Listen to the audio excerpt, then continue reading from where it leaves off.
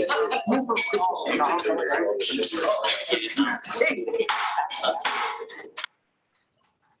like to call to order this August 5th meeting of the Richmond Regional Transportation Planning Organization. Please stand for the Pledge of Allegiance. I pledge allegiance to the flag of the United States of America and to the republic for which it stands, one nation, under God, indivisible, with liberty and justice for all.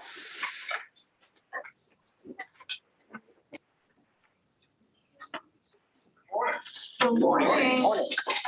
Everybody had a joyous July 4th. Paige informed us in executive session that her invitation, nobody chose to follow up and do the stimulus package, and you can't. But she didn't tell us her address. So, that was the missing piece, right? Golly, I know it was missing something. I drive by it That all was the part of the challenge. You wanted to see what resources we had. But anyway, I would also like to welcome, I don't see him here this morning, Mr. Ivan Rucker, who's no stranger to this organization. He's with the Federal Highway Administration. He will be joining us as a policy board no voting alternative. So also, you probably noticed to my right, the gentleman sitting here is not Nicole Mueller. And I'd like to take this opportunity to share with you that Nicole is leaving us. She's doing a career change. She's going with the Virginia Department of Transportation. And Mr. Mann, I'm trying not to hold that against you this morning. I've seen a few nasty looks, so I apologize. Getting a very good person, as I'm sure you all know. And Nicole, I'd like to recognize you. If you would, please stand. I'd like to express our appreciation as a policy board for all you've done for this organization and wish you all the best in your career going forward. Thank you, ma'am.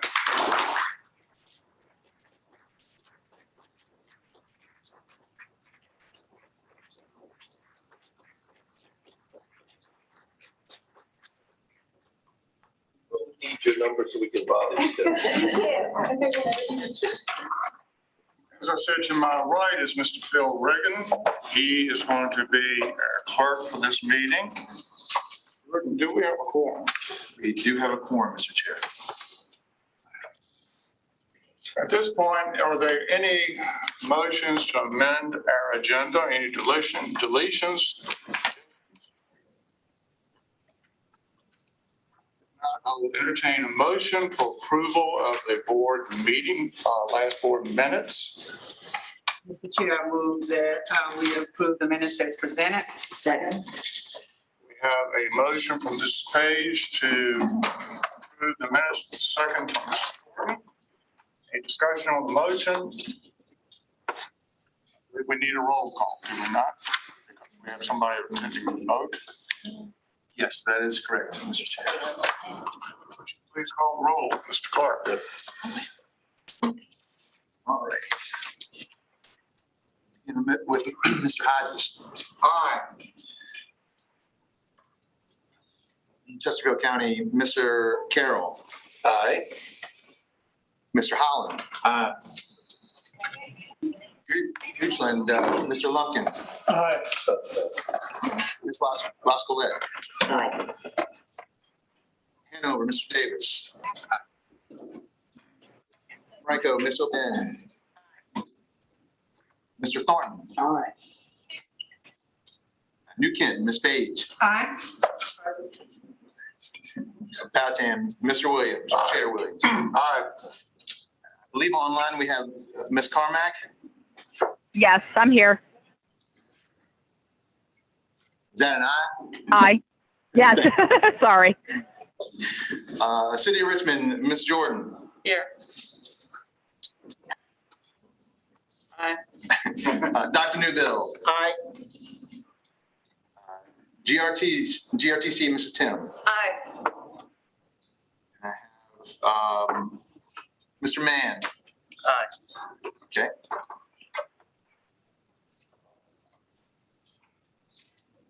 That concludes the vote. Okay, thank you, Mr. Clerk. At this point, we'll open our public comment period. Please come forward, give your name, your address. We will provide you with 3 minutes. If you represent an organization, please provide us with the name of your organization and we'll provide you with 5 minutes.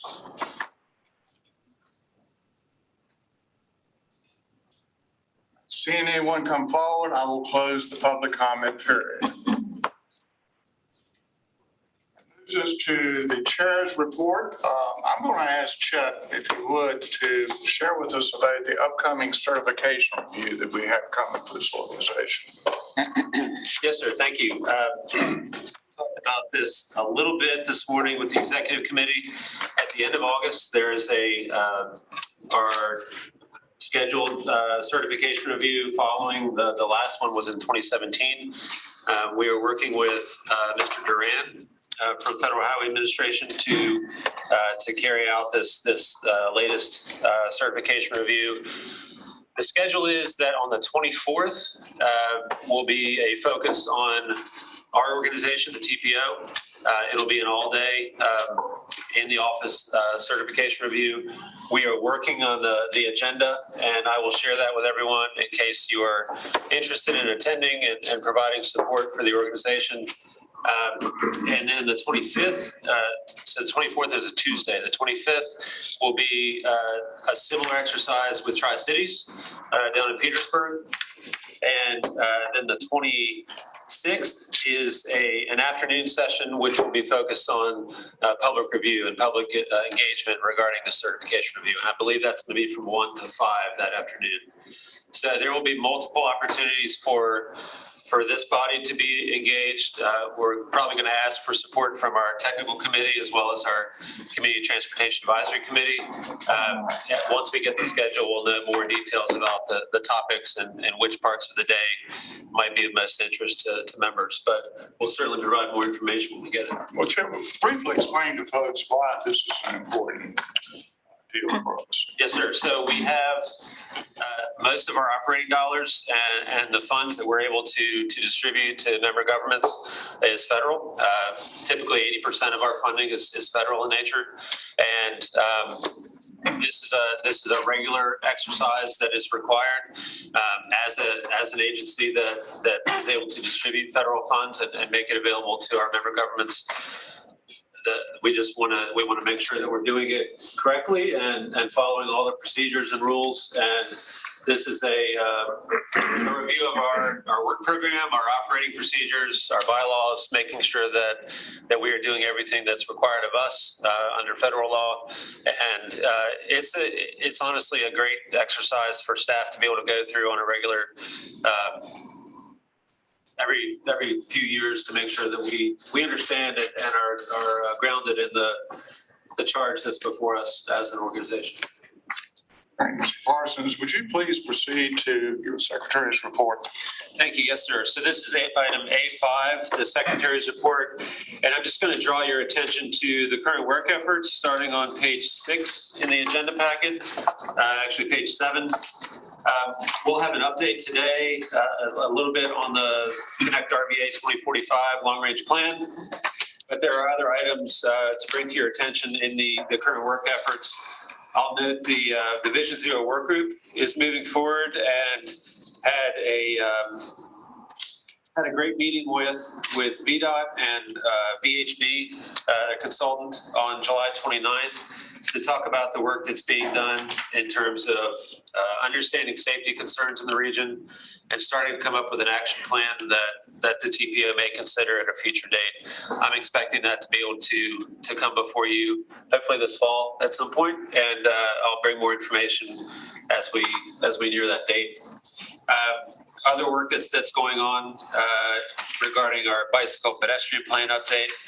A major part of that is included in our long-range plan, but we'll have a standalone bicycle pedestrian plan that'll be available this fall, and that's long overdue. The last one was done in 2004, so we're excited about being able to have that ready, not just for this group, but for the residents of the region. It's a really useful document. And starting on page 9 is our June work program status report. And as you can see, we are in great shape. We're actually operating a little bit below our expected expenditures, and a lot of that is due to staffing updates and additional staff that we had hoped to hire this year, but with COVID and quarantine, the workload decreased a little bit. We plan to fully staff up in fiscal year 22. So we're in good shape in terms of the status report and our finances. And I believe that's the extent of the Secretary's report. I'd be happy to take any questions. Questions from Mr. Parsons?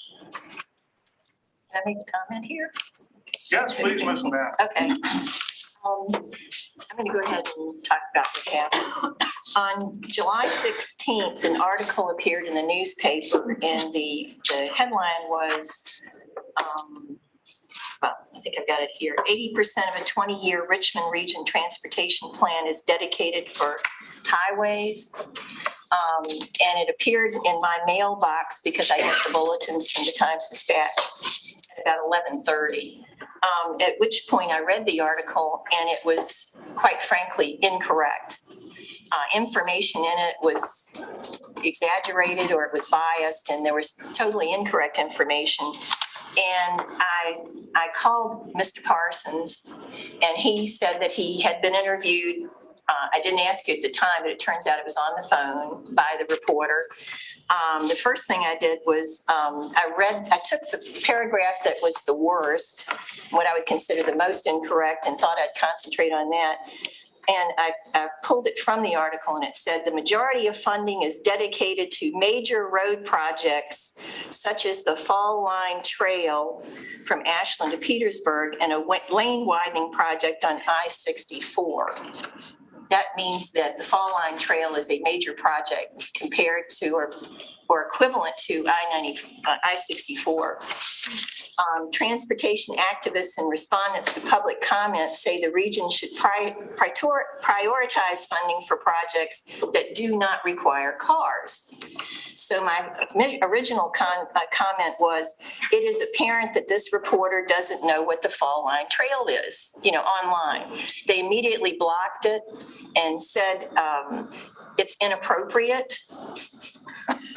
So I added another comment that said the reporter needs to read this, and I listed the website of the Fall Line Trail, www.falllineva.org.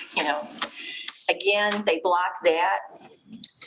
So I thought to myself, this is it's not what you do. This is not public information. This is not, you can't correct the article because it was incorrect. So, I called Mr. Parsons. That's when I called Mr. Parsons and asked him what happened. And he said, I could let him speak for himself. He said, basically, I told the reporter that she could call me back. I researched the reporter. The reporter is an intern. Apparently, the Times-Dispatch is working with about 6 interns this summer. And if you notice, they're all writing the stories. And this intern was working remotely. Whatever that means. It means not in this area, I guess. I'm assuming that. So I tried to correct it. My post, however, came up with, I didn't catch the entire wording, but eventually it said, your comment on more than 80% of a 20-year Richmond Region Transportation Plan is dedicated to highway projects. This was the headline. Some want that changed. It has been rejected as it contains content that is in breach of our community guidelines. So newspapers aren't supposed to do that. I'm telling you this because to me, it is a fault with their newspaper. Now, of course, I have my own suspicions because I've worked with reporters who reported things that did not happen in meetings. And I could tell you about the reporter that sat in the front row of one of our meetings. And I don't even think Mr. Thornton knows this, but I have my cell phone sitting next to me. And the reporter reported that we had voted a certain way about 4 or 5 minutes before we voted. And I was able to prove that with the video of our meeting and the timestamp on the Twitter feed and it came up with the editor, and I did tell the editor about that. And after another few episodes with that reporter, he no longer reports on Henrico. But I'm not trying to get rid of reporters. I'm just trying to get them to be accurate and actually report the news, because it's not their opinion. Finally, I did post just the statement that the Fall Line Trail is for bicyclists and walkers. Okay. And they eventually rewrote the whole article. So somebody caught it. Now, this was the fault not only of the reporter who was an intern, but the editor should have either picked it up and noticed it. After all, it's the Fall Line Trail. It's a biggie. And did not. But making it the equivalent of I-64. Now, I'm going to turn it over to Patricia Page, because I since learned that she also commented. Ms. Page? Yeah. So, Mr. Chair, and the rest of the board members, I promised myself I would try not to talk about I-64 widening. Supervisor Vanna started this, so let me just try to finish it. I too read it, and my mouth dropped. And so my comments were that since I attended meetings that included the Fall Line Trail, it is absolutely incorrect that we're going to allow cars and trucks on the Fall Line Trail, the purpose of this trail, and went on to give the definition of what the Fall Line Trail is. And then I picked up on the I-64. I said, without the widening of I-64, you will be delayed for hours to even get to the Fall Line Trail. I went on to say, if you are on the Fall Line Trail and you are in the peninsula area, you will be in New Kent throughout the entire hurricane, because we are the hurricane evacuation route out of the peninsula, and said, please call me if you need any further corrections, and gave them also our link to the Fall Line Trail. They sent me back and said, this has been rejected because it is not appropriate. And I was livid. And so I tried to count to 25. That didn't work, so I just didn't respond anymore. But in agreement with Supervisor Vanna, we have to be very vigilant, especially now, because I think the articles are coming out because of CVTA, I'm going to tell you. And I think that now we have people coming out and trying to make a big deal of how we are doing it and why we are doing it, and they're uneducated. And our news media has an obligation, I feel. If they have an obligation to give you the news, but it needs to be accurate information. And so now I'm explaining to New Kent County, why we're even involved yet again with these regional boards and with Fall Line Trail and all of this. So it just makes our job even more difficult. It does. In beautiful New Kent County and surrounding areas, sir. I have nothing else to say. I'd like to thank Ms. Vanna for bringing this forward in our executive session. And also Ms. Page doing the same thing. And y'all doing it now in both sessions, because I saw the article. Like you, I received phone calls asking what is going on. I said in executive session, gentleman, Mr. Thornton, has always advocated for us to be out there getting the message out about what we do. He's pounded the table ever since I've been coming down here. That needs to happen. When we have something like this occur, it underscores his message that we need to be telling the public our story and what we do. So ladies, thank you for bringing this forward. With that, we're getting to the part of the agenda I've been looking forward to. We are very fortunate to have with us today the Deputy Secretary of Transportation, Mr. Nick Kyle. To his credit, he reached out to us and offered to come and share what is going on with VDOT, share his rich history of transportation in Virginia, and help shine some light on where we are today and where we're headed. Ms. Colette and I, along with Mr. Parsons, were fortunate enough to have a phone call discussion, conference session with him. Both Ms. Colette and myself got off the phone and said, this gentleman likes what he does. He's excited about what he does.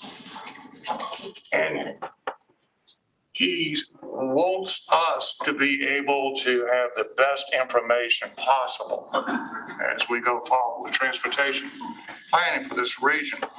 So, Mr. Donahue, thank you for reaching out to us. Thank you for taking time out from your schedule to come down and be with us. And with that, if you will, please share some information if you'd like about yourself. And I will turn this over to you. Well, thank you, Chair Williams, and thank you all for the opportunity to be with you here this morning. Chet, you want me to go up there? You want me to stay out here? I'm happy either way. Probably easier to go. Well, so I followed up with Mr. Williams and Mr. Parsons and Ms. Colette after the last PTO meeting because there was a lot of discussion there, and I think it's fair to say some angst potentially about what was happening at the state level with regard to kind of transportation funding, whether the state was taking certain actions or doing other things. And so I want to kind of follow up with you all and kind of have a discussion about some of the more recent changes in transportation funding and program structure that have happened. At the outset of this, though, that there's something I kind of do want to acknowledge, and it goes back to the point Mr. Williams was just referencing regarding Mr. Thornton's insistence about getting your message out there. I want to acknowledge that at the state, there's been a pretty dramatic change in how the transportation programs have worked over the last 8 years. And I think at times we've done better and at other times worse jobs of getting that information kind of out into the public ether and discussion. And so I do want to acknowledge that here kind of at the outset of this discussion, kind of saying that there's been a fair amount of change. And I think at times there's been inconsistent outreach and engagement regarding that. At times it was good, at other times I will acknowledge it probably wasn't as robust as it should have been. And so just, kind of as we start today, for decades, and I mean, 30 plus years, we had essentially a pretty stable transportation program in Virginia. For those of you who served in elected office for some time, you may remember, there's a mic there. The podium mic isn't working, but the sound in the room, you might up the volume.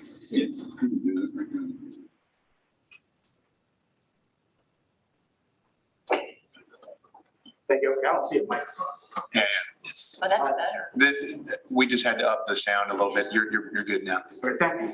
So for years, we had a pretty stable type of program. For those of you who served elected office a long time, you'll remember the old 40-30-30 formula, primary, secondary, kind of urban funds. There's also this concept of interstate construction was kind of really off the top money that the board could kind of determine the size and amount each and every year that was taken off the top, and then itself by the board, I mean the Commonwealth Transportation Board, and then they could allocate those dollars to projects as they saw fit. That could be $100 million a year, could have been $500 million a year. That was in the discretion of the CTB, and as that number grew or shrunk, conversely, the 40-30-30 formula grew or shrunk in the opposite effect because those funds were taken off the top. And then we also had transit funding that was made available. This system really started to break down in the late 2000s. So I worked for Governor Kane, and I was here from 2007 and 2008 timeframe. And essentially, with the declining revenues and increasing maintenance costs, these formulas basically stopped. We didn't even have enough money to really run dollars through that formula to get out local government to allow them to actually complete projects. And so essentially we had a formula, we had a structure, but the amount of money we had made it so that it didn't actually work for most localities to be able to deliver projects. Since that time,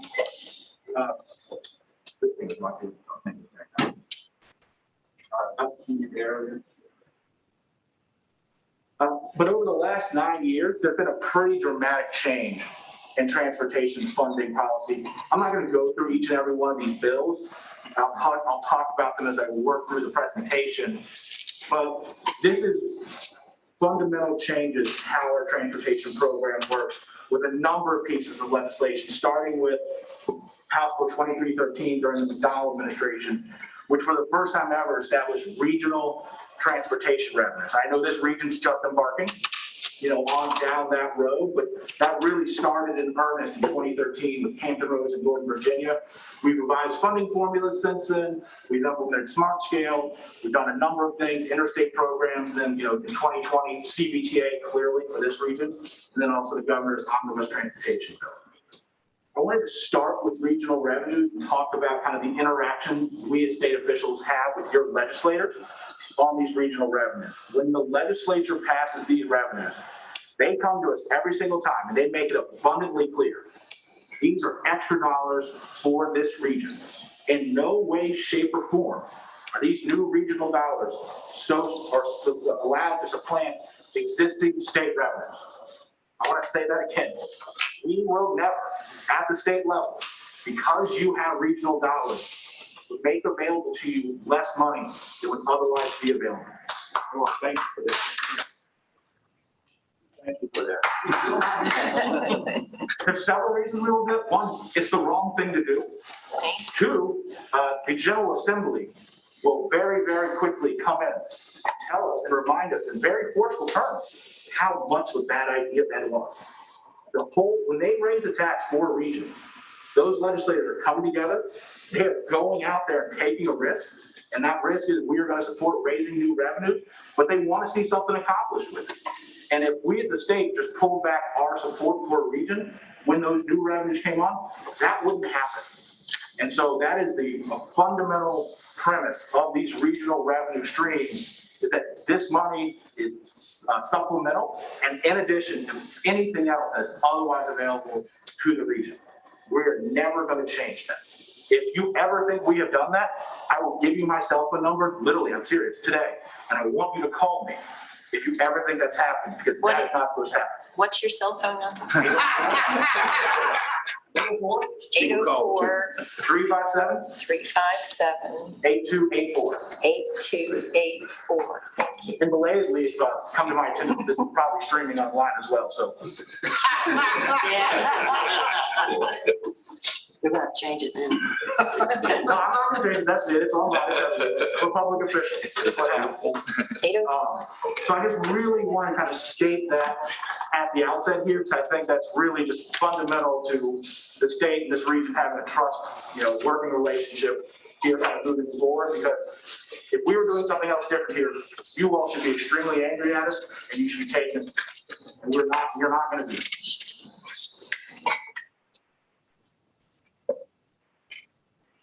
The next thing I want to spend a little bit more time talking about, because it's not quite as simple as that talking point I just said, but is I think as important and actually influences a lot of how what we do is perceived and viewed from the state level, was the changing in the construction program in 2015. So that was really the first major rewrite of funding formulas since 1986, and really 86 kind of codified practices that existed before then. So this was a huge shift, and there were a number of reasons that we did this. First and foremost, and I'm being extremely serious about this, one of them was to reduce the discretion of the executive branch. I know that's not typical for an executive branch official to say, but that was actually part of our intent. What we did in this formula rewrite is, as I told you before, there used to be money that was completely at the discretion of the executive branch and the CTB for interstate construction. We can increase that amount, we can shrink that amount, and it was off the top. That is no longer the case. That money in 2015, we pushed into the formula. What the net effect of that was, though, is there's more money running through the formula, available to all of the districts, but that now means that as a region, you can choose to apply for interstate improvements, or secondary road, or transit, or primary, or the fall line trail, however you see fit. And so it was a way of providing more flexibility and a greater share of the resources to regions to be able to apply for. And your highest priority may or may not be an interstate project. And if it's not, there's now more resources available to that region to be able to apply for things.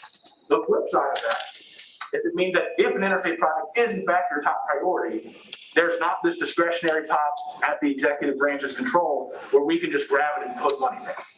And so that was kind of a major change that took place there. So the intent of this change was not to devolve, interstate responsibility from the state to local governments or to regions. It was to provide greater flexibility to regions and local governments to apply for projects they thought was their top priority and providing a greater share of revenue through the formula to that end. The other thing that did, and I think this is one of the more meaningful changes, is it eliminated what I viewed as a real tension between replacing bridges and reconstructing pavement and enhancing the system.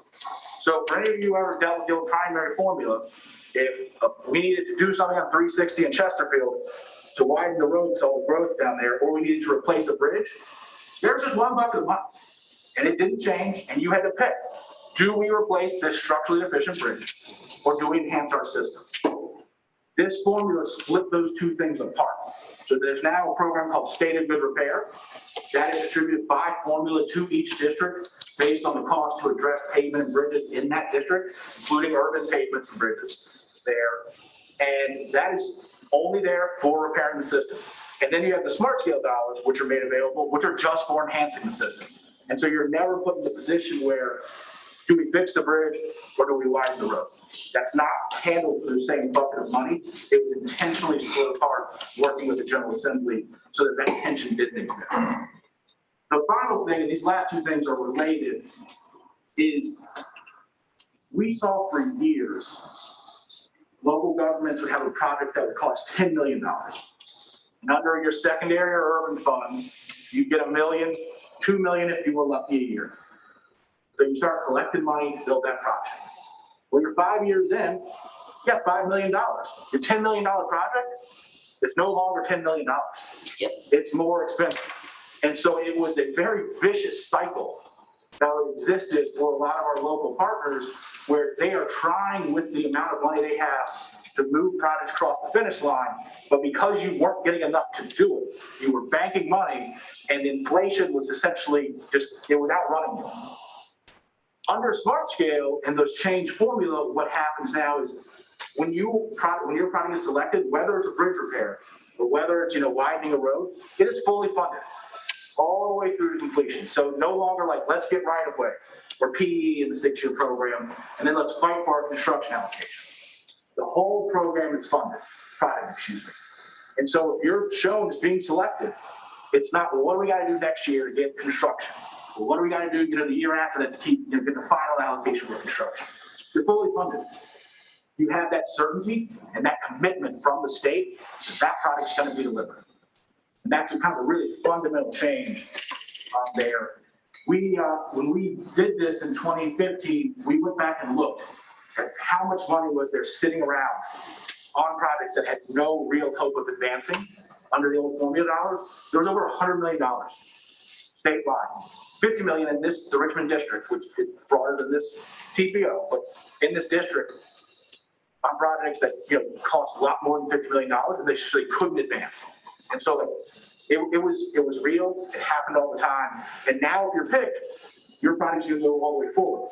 The flip side of this is a flip side. It's a two-way street. You get a project that's fully funded. You might not get a project every time, but when you do get it, it's fully funded, and you know you can deliver that project. And that is a real flip side. And I'm happy to have people say, there's trade-offs there, 100%. There are definitely trade-offs. We thought this trade-off was worth it because now we know every project in the program can be advanced and brought all the way through to completion, which was not something that was the case in the old formula.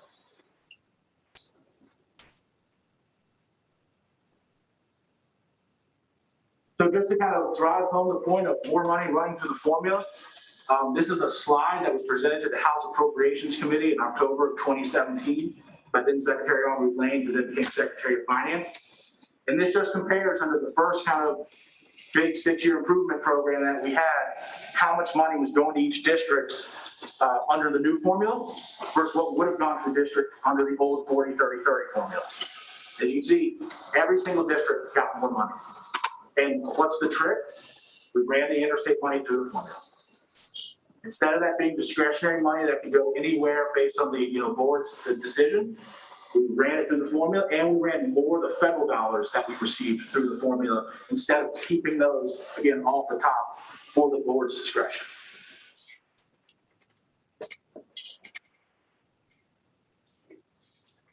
when you look at some of those figures on that slide, you see the most any district got over that 6-year period was like $600 million. And I'm sure some of you drive around the state just like I do, and you see massive construction projects happening in Northern Virginia and Hampton Road. And I think a pretty fair question would be, well, Nick, how the heck is that happening if a district only got $600 million? This is a list of most of the projects since 2012 that have either were started since 2012, either complete or under construction. Each and every one of these costs more than $500 million. So again, how can that be if the most the district got was $600 million? These major projects were funded almost exclusively with toll revenues and regional dollars. And so when you go to Hampton Roads, you see 40 cranes in the harbor there or the channel as you cross from the peninsula to the south side. That's a $3.8 billion project. It has $200 million of state money in it. The rest of that is bonds backed by the regional revenues in Hampton Roads and toll finance. When you drive to Northern Virginia and you see all that work in Fredericksburg, tolls. That is 100% toll finance. When you drive out I-66, $3.7 billion project, it's 22 miles long. It's a massive project. 100% toll finance. Every single dollar. So that is really what is driving a lot of this other construction in many parts of the state. But I think what it's also led to is a perception that we must be just sending all the money to Hampton Roads in Northern Virginia.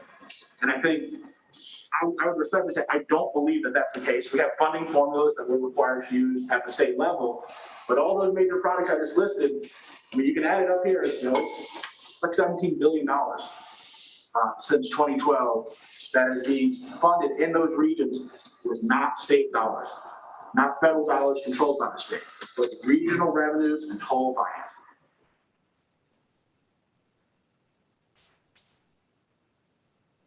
Another thing that I don't think is well understood by many folks, and I remember when we presented this to the Appropriations Committee, they were even kind of astounded, even though they write the legislation. In 2013, when the McDonald Transportation Package passed, we talked about how it was raising hundreds of millions of dollars a year for transportation. That is a factual statement. That happened. It does do that. And it also raised the regional revenues in Hampton Roads and Northern Virginia. But what wasn't well understood is bonds were authorized in 2007 in House Bill 3202. They were then at $300 million a year. They were accelerated in 2011 to $600 million a year. And so we were pumping $500 million in bonds into the transportation program in the years that led up to the passage of 2313 in 2013. As you can see, we sold all those bonds for the construction program, and they went away. And so when these new hundreds of millions of dollars came into the system, they're critical, because without it, you could see where we, $500 million that wouldn't be in the program, but the net effect is it replaced bond dollars. So the local official, what you would probably have expected with the headline saying, we just raised several $100 million a year for transportation, is now there's going to be, well, several $100 million in addition to what you were used to seeing available for transportation. But what actually happened is we just replaced the bond. Extremely important, but I don't think that was well understood. So there was the expectation throughout the state of like, where's the new money? Let us see the new money. And the truth is, we were very lucky to be stabilized on a statewide basis. We just replaced the bond. In Northern Virginia and Hampton Roads, that was not the case. They had $300+ million a year in new revenue in Northern Virginia, and $200+ million a year in new revenue in Hampton Roads. That was extra money. But at the state level, we were just replacing the bonds. And I think that, is a really important thing to kind of understand.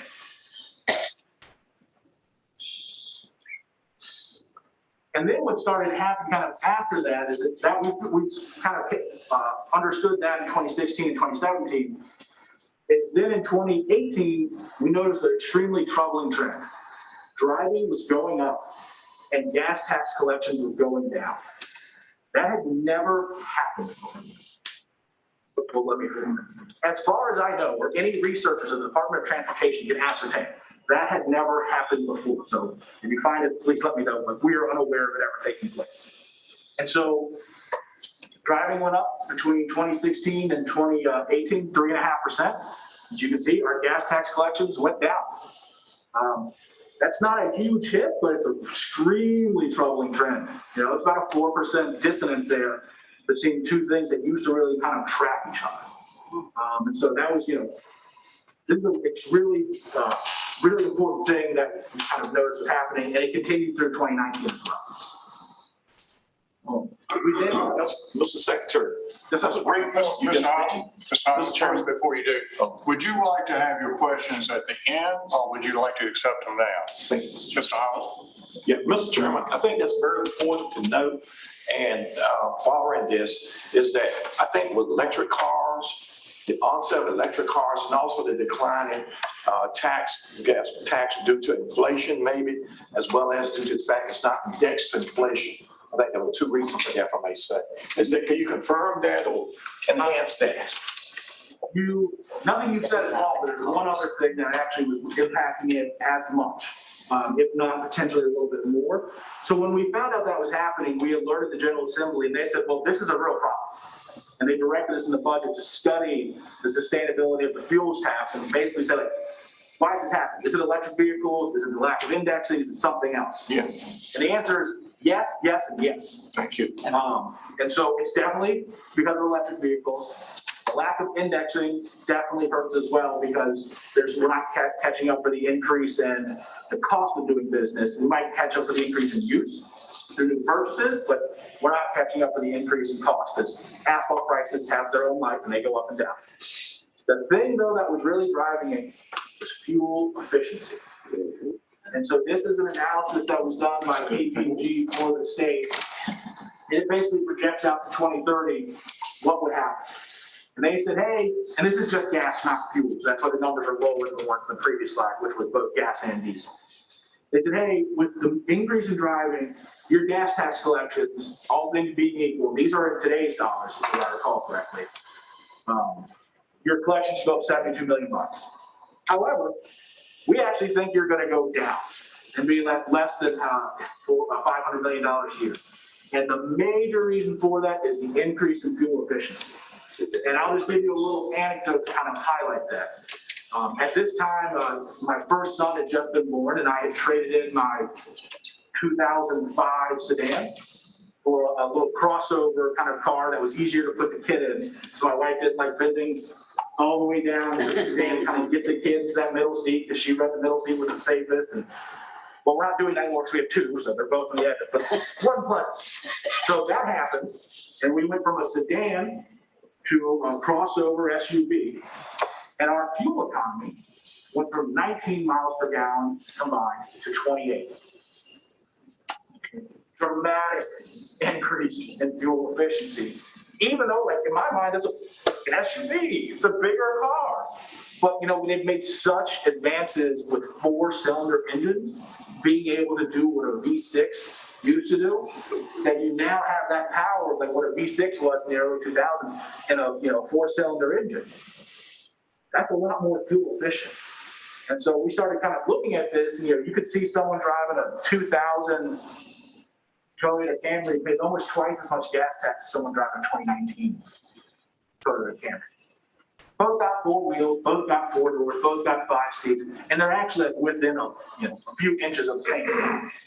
But they're paying half the gas tax for somebody else, just as car is more fuel efficient as it's doing. Just a comment.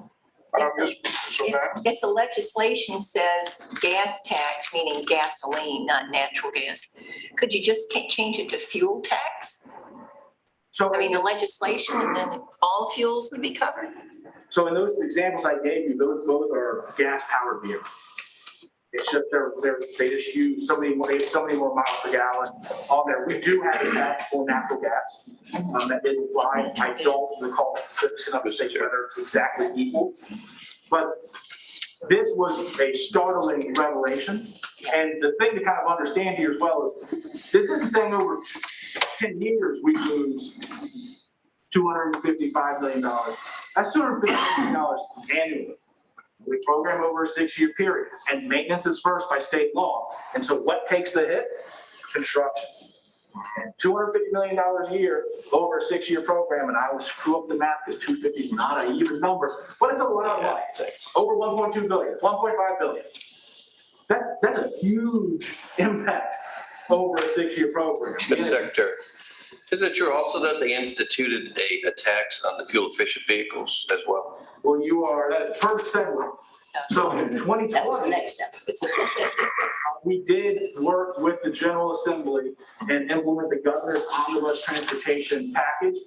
And what it was intended to do was to fix this problem.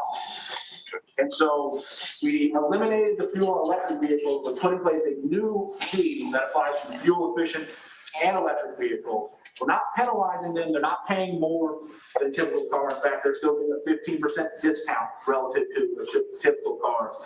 But I just re-registered my Honda CRV yesterday, the SUV I switched to, and I paid, I think it was $17.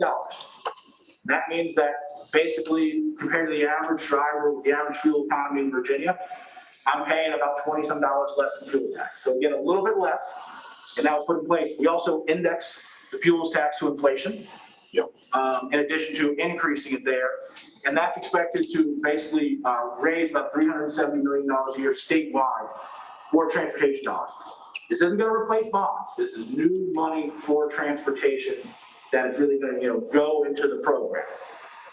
And so at the end of March 2020, we were really excited about where, about March 15th, I think I actually presented this to the CTV on March 17th, which was the last day I went to the office for 14 months. And we were really excited about where things were going to go. And as we all know, the world changed. Pandemic happened. I'm wearing this mask again because I got 2 little kids who are unvaccinated. My wife told me that's what I would do, so I'm doing it. But the world changed.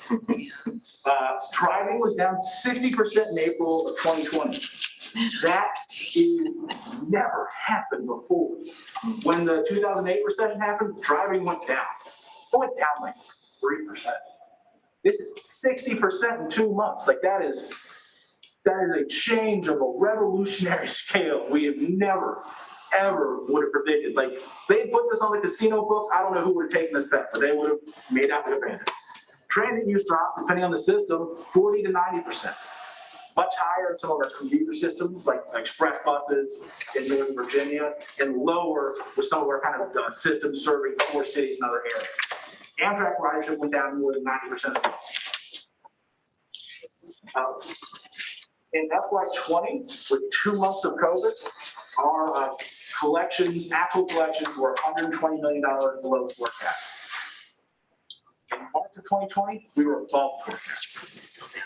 So 2 months of COVID impacted revenue collections, we went from above forecast to $120 million below. Huge, dramatic impact. We're currently projected to be down $1.8 billion, even with the recent increases in revenue forecasts from what we expected in March 2020 through fiscal year FY27. We're hopeful that FY21 is going to come in above forecast. It does look like that is a very likely thing to happen. The tax department hasn't finalized those yet, so I don't know whether or not what I think is the case will be the case. We're going to get new revenue forecasts in December. Let's all keep our fingers crossed that a lot of those cuts that happen get undone. But again, we, as officials, have to rely on the official forecast from the tax department. That is all that's made available to the CTV. If they say it's there, we can send it out to you guys in the formula. If they say it's not, well, we can't. And so, in December, we'll really kind of understand what's happening there in a much better way. And I'm hopeful that they will improve. I want to be candid, though. I don't think we're going to get $1.8 billion back. So I do not believe that the reductions that we've seen kind of over this 8-year period, because that's how we program out a long period of time, I don't think we're going to be made whole. But I hope we'll be in a much shallower hole, if you will. So, we basically understood in April of 2020 that we had to start really preparing for these revenue reductions. We didn't know what they were going to be, but we knew it was going to be really difficult. So, we took a number of steps. We took administrative steps. We started looking at, cash balances and programs where they weren't planning to spend it in FY20 or even in some cases 21. We did a number of things. Ultimately, we worked with the General Assembly to implement a three-pronged strategy to allow us to maintain all currently funded projects. So ones that were ongoing, but also, as I talked about earlier, if you were in the 6-year program, you didn't get a cut. Your product was there and it was fully funded, even if it was in year 3 or 4, we kept the project funded. That is, I think, pretty remarkable. A lot of other states cut hundreds of millions, if not billions of dollars in projects. But I don't want to pretend that's not without opportunity costs. It absolutely had opportunity costs, and those costs are real. Just being extremely direct, we thought the trade-off was worth it. We thought keeping those projects moving forward and making sure our ongoing bills could be paid and the projects that were in the pipeline would continue as planned was more important than creating and providing new opportunities for new projects that hadn't yet been selected and that we hadn't hoped communities would take place. So there were a number of increased revenues from our forecast. We just never planned it. It was a few $100 million. We just said we're not going to program it. We're going to set it off to the side. We don't think those revenues will be collected. We didn't know yet, but we didn't think it was going to happen. We reduced the new spending from the omnibus transportation bill. So there was a few $100 million that was supposed to happen over the first few years as that bill was ramped up. We really didn't program those dollars. There's a few dollars here and there, but for the most part, not programmed. And then we used a cash management strategy with the revenue sharing program to help us be able to pay some of the ongoing bills, but also maintain those commitments to those projects based on their existing schedules. So I talked about opportunity costs. In March 2020, we thought round 4 of Smart Scale was going to be around $2 billion. It wasn't. $1.4 billion. That's a real opportunity cost there. But again, we did that to maintain the commitments we've made to projects in rounds 1, 2, and 3. We had to delay increased funding for things like city street payments and interstate payments that were supposed to happen because of the omnibus bill. Again, base spending was not reduced, but the additional spending that was intended to take place was delayed for several years. And then a whole number of other programs, just some were never started, some didn't see the increases they were expected.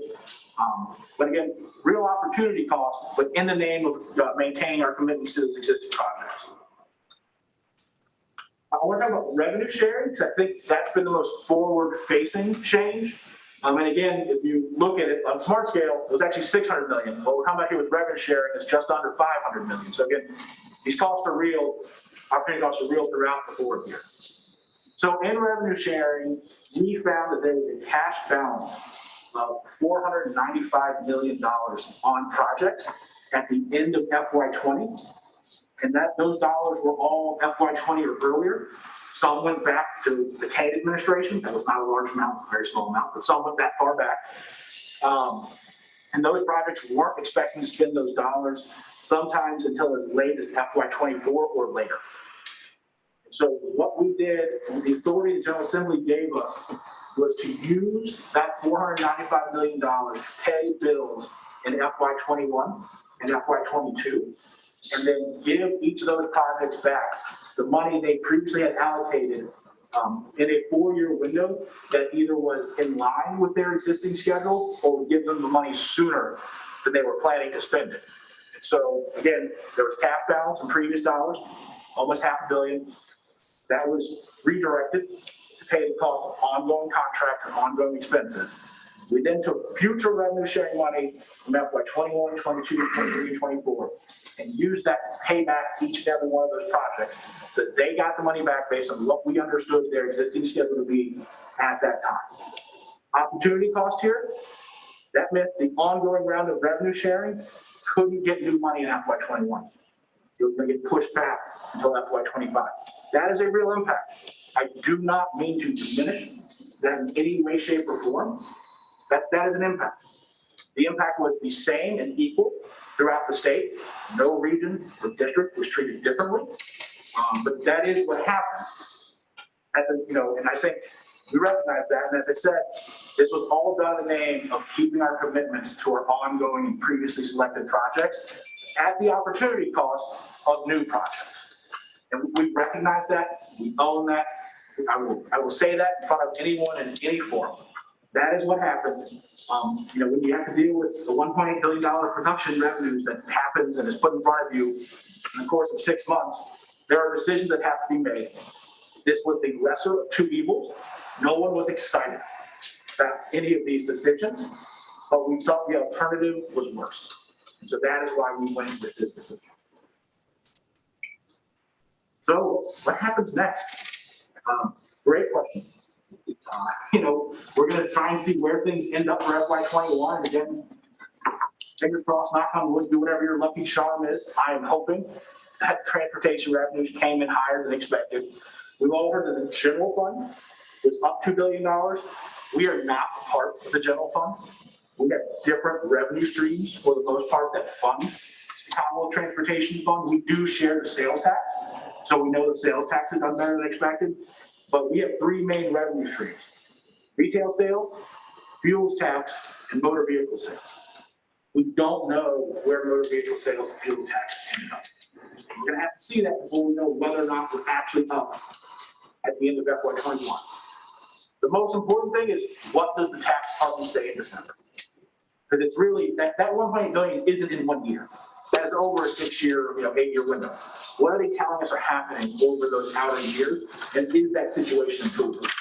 And that is when I think we'll have to be able to have the opportunity about, if things improve, which of these opportunity costs do we want to seek to try and address? Again, I don't think we're going to be able to address them all. So if we are, that would be absolutely wonderful. And I think we all know exactly what to do. If we get exactly $1.8 billion back, I can just go back to that previous slide and tell you what we didn't do, and we can go do that. But again, I don't think that's going to be the case. And so we're going to get something less than that. And then we're going to have a discussion with the General Assembly and the Commonwealth Transportation Board about which of these opportunity costs do we seek to address, and what is the priority order. So that's a discussion that I expect will take place later this year, and candidly don't expect to conclude until June of 2022. And so, Mr. Chair, I appreciate the Will's indulgence for letting me talk for some time here, and I'd be happy to answer any other questions you all might have. Mr. Secretary, thank you for your presentation and for your time here today. Any questions from board members? Mr. Chair, can we get a copy of this Mr. Carroll? presentation? Yes. Mr. Howell? Mr. Chair, I just want to thank you for coming and explaining it very clearly. My concern was about revenue sharing and supplanting monies that are coming from CVTA, because I know how sometimes things can play shell games. I've always watched the General Assembly. I remember when they issued $3 billion in bonds years ago. And then, of course, Governor McDonald came in and handled that transportation issue, which I credit him for great leadership in that regard. But thanks for sharing this. It's been very enlightening. I'm just concerned about General Assembly here. Supplanting money. You know how they play shell games? I just like to be straightforward, clear with the people. Thank you. Well, and I do want to that in. We have intentionally put these provisions on transportation bills starting in 2007, that if they ever redirect the money to a non-transportation purpose, all the taxes expire. They contemplated doing that once in 2015 for a 12-hour period. They were going to take $50 million on June 30th at 6 p.m. and they were going to pay it back on July 1 at 6 a.m. And there were bonds that were sold backed by transportation revenues, and the bond council called the money committees, governor's office, the Department of Planning and Budget, and said, absolutely not. That would violate that provision there, and we are concerned that it would trigger the expiration of these taxes. And we sold bonds backed by these taxes, and the General Assembly came up with a different plan. Thank you. I'm Jim Holland from Chesterfield, by the way. Thank you, Mr. Howland. Ms. Page? Ms. Danielle, I want to thank you for your presentation and the enlightening information. In respect for time for this meeting, I do have your cell phone number. I'm Patricia Page from New Kent County. You'll be hearing from me, sir. Thank you. Mr. Secretary, she means I don't have that. That's spectrum. Any other questions? Mr. Chairman, I have one. Please, Mr. Thornton. Ms. Donahue, I appreciate the information you share with us. And typically all this is based is financial. But I would like to ask you this question, in your opinion, for the future, what would be some advice you would give to planning districts like ours to prepare for the future so we will be competitive? Well, first thing, I do want to say that under Smart Scale, the CBK localities have received about 12% of the money in the first 4 rounds. On a population basis, the CBTA counties represent about 12% of the state's population. So I don't think you've been uncompetitive to date. So I just want to put that out. I really don't think you have been. I know you all have had projects that have not scored well and have not been selected for funding, but you've all also had projects that have been selected for funding. And so I want to say I don't think the region has been uncompetitive. Things some of your peers have done to enhance the competitiveness of their larger projects is how do you use CBTA money in combination with your request for state dollars. So again, the Hampton Bridge Tunnel received $200 million in state funding, which was a quarter of the money available in that round, but it was a $3.8 billion project. That means they came up with $3.6 billion somewhere else and asked us for that final funding. I'm not saying you don't have any projects, to my knowledge, that are $3.8 billion. So I don't think you should ever be in a position where you need to come up with some of that nature, but are there ways in which the CBTA funds can be used to help leverage your smart scale dollars? There's something I do know in Northern Virginia and Hampton Roads that they undertake there. And the other question is how do you use your local funding? If you start to see what are priority projects that maybe don't score well in smart scale, use your local funds there. When you see where projects are scoring well in smart scale, apply for those there. Don't use your local dollars before we fund those types of projects. I think those are some of the trade-offs that as a region that now has these types of dollars, you can look at and choose to make. Clearly, it's got to be a decision of your board at the local level and also your regional level. So I want to be clear, you should do whatever you believe is in your fiduciary interest. I can't sit in that seat, you do. But those are things that other regions have done to try and maximize that opportunity to compete well in state programs. Thank you. Mr. Drew, I have a comment and a question as well. You had mentioned about fuel efficiency driving down the taxes that we were collecting.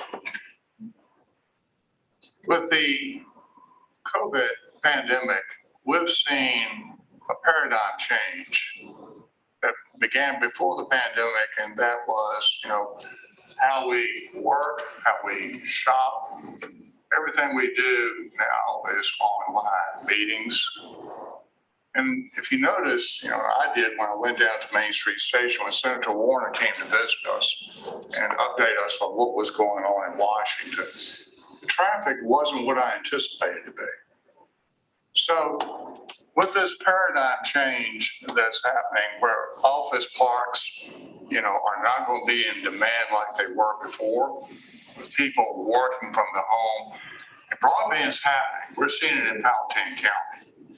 We're seeing where it's actually coming into the rural jurisdictions and taking hold. So we are a much more attractive county than what we were before because of broadband and being able to work from home and not have to run the gauntlet getting into Richmond and Raccoon, Chesterfield, where the jobs are, and not in Powhatan County. So for us to be able to work from home with broadband, that means we're going to be spending less time on Road 60, on 711 or 522, trying to get to where the jobs are. How does that fit into your projections, with being able to collect taxes to be able to pay for roads? So two responses kind of to that, because one that gets directly at it, not last, that is necessary to say. And at this stage, we are not drawing any long-term conclusions from what the pandemic will do. I think it's safe to say we believe things will be different at the end. I think it is premature for us to make long-term changes and assumptions until we have a year or so without it. I mean, I'm still hearing that, but the thing is still going on. It's still kind of unsure about what those effects will be. So what we are doing is monitoring the situation. Where is driving happening? What time of day? What part of the region? Things of that nature, so that we can start to draw conclusions over time from having that. Now, luckily, our ability to do that is so much better than it used to be. That we, through GPS data, through a whole host of other things, have such a great ability compared to just 10 years ago to understand the use of the system. So we're going to be monitoring that and tracking that. And I think in the coming year or two, we'll start to maybe talk about what we think it means specifically into the future. But right now, I think we're just monitoring it. But what we have seen to date, and I think it's interesting, is driving is almost back at pre-pandemic levels. Congestion is, and what we're seeing is people are driving at different times of the day and on different roads. So now your constituents, they might not be driving to Chesterfield or Richmond, but they're driving around Paladin. So they're running errands midday or doing other things that if they were at their office, they wouldn't have done. And so we've seen reductions in drivings in the city, increased, not all parts of the city, but downtown specifically, increases in driving in residential areas, and then in kind of commercial, but not office types of areas. And then also the morning rush hour is down still dramatically. Midday travel is up. And then the evening rush hour is almost as bad, almost on a volume basis, is almost back to where it used to be. But a few percentage points make a big difference in the experience you see from congestion. And so we just have to hit that peak. But it's actually a greater volume over a longer period of time in the afternoon right now. And so it's really interesting. We're using the existing system in a different way. And the way we're using it now doesn't seem to create the types of experiences that we had in the past, many of which we found unpleasant. The flip side is we're now seeing people drive a lot faster. So we're actually seeing, I think, an increase in fatalities and crashes related to speeding, which is, I don't think we ever thought that was going to happen. That's kind of even more remarkable in 2020 because driving was down in 2020.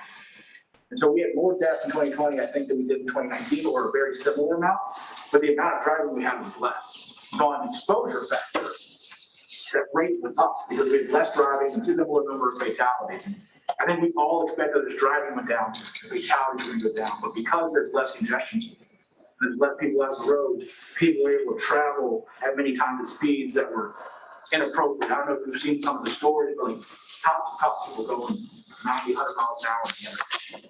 That is never okay.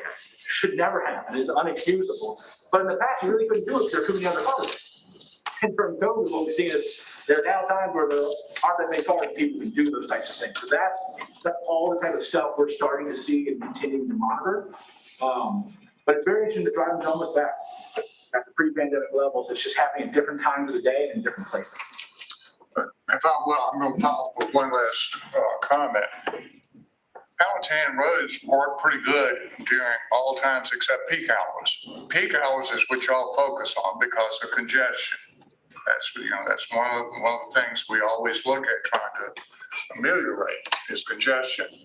So if people can get around and not, have the congestion, for us, that's better, because it's peak hours where we fail out in county. Again, thank you for some very interesting factoids that I'm sure none of us knew.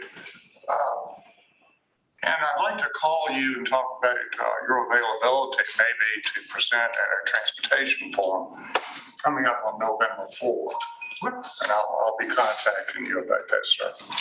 You all have my number, so please, if you have questions or want to set issue, give me a call. Well, we've got your cell phone number now, so you're readily available. Thank you, Mr. Secretary. So thank you all for the opportunity. I appreciate your time and indulgence.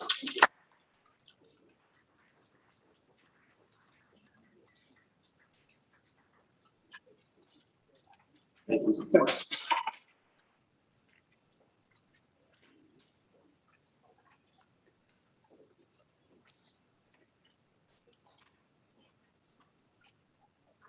Now, let me excuse me, Chip, where are we on the agenda? Are we on the TIP amendments, Yes, sir. GRT request? Just need to make sure the presentation is shared with our remote viewers and we'll be ready to go. And by the way, the secretary's presentation will be on our website. Is that correct? That's right. And we'll distribute a link directly to everyone here too. The presentation. Yes. Yeah, thank you.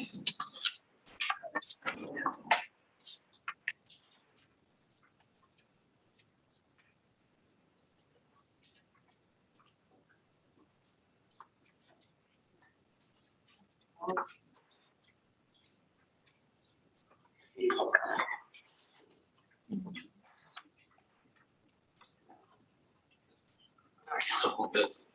It's not fun. Let's go through the city.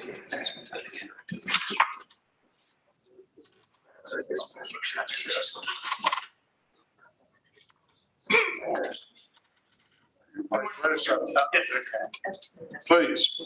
Good morning, Mr. Chairman, members of the board. This item is a TIP amendment request from GRTC. A quick overview, GRTC submitted one request for an amendment to the TIP. It's to add a new project. And just as a reminder, for all new projects, we have to go through several steps. So we have to demonstrate that we're in compliance with the Clean Air Act. We have to show constraint that we can actually fund the project with available revenues. There has to be a public review, and then it goes to TAC and the policy board. So the project is the GRTC shop equipment shed, and this contract number. This is a $25,000 project. As you can see, it's FTA 5307 funding, which is dedicated transit funding, and then there's state match dollars and local match funding as well on the project. And then for air quality purposes, there is an exemption for reconstruction or renovation of transit buildings and structures, and we believe this applies in this case. So that's what we've included in your resolution today.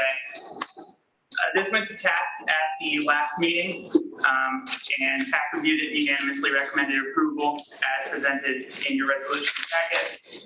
This also underwent a public comment period. This is a 15-day comment period as required by our engagement plan. We posted the draft amendment as well as a copy of this presentation on the website, sent it out to all of our interested parties and committee members. We didn't receive any comments on this proposed amendment. The action that's requested today is that the policy board approve an amendment to the FY21 to FY24 TIP to add this project and to note that the project would be considered exempt from conformity under the provisions of the conformity rule.